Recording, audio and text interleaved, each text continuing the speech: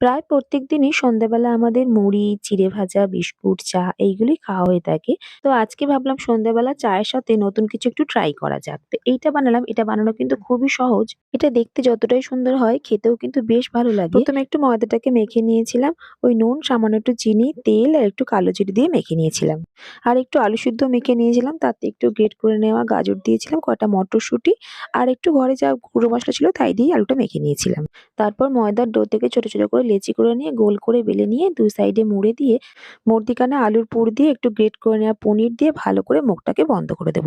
দেখলেন কত সুন্দর একটা ডিজাইন হয়ে গেল না? আগে থেকে এইভাবে বানিয়ে এয়ারটাইট বক্সে ফ্রিজে রেখে দিলেও কিন্তু পরেও এটাকে ভেজে খাওয়া যেতে পারে। ব্যাস তারপরে আর কি? এবার মিডিয়াম আঁচে উল্টে পাল্টে লালচে, লালচে করে ভেজে নিতে হবে। তারপরে গরম, গরম টমেটো কেচাপের সাথে খেতে যে কি ভালো হয়েছিল বন্ধুরা কি বলবো। অবশ্যই রেসিপিটা বাড়িতে একবার ট্রাই করবেন। আমার রেসিপি ভালো লাগলে অবশ্যই আমার চ্যানেলটাকে সাবস্ক্রাইব করে নেবেন।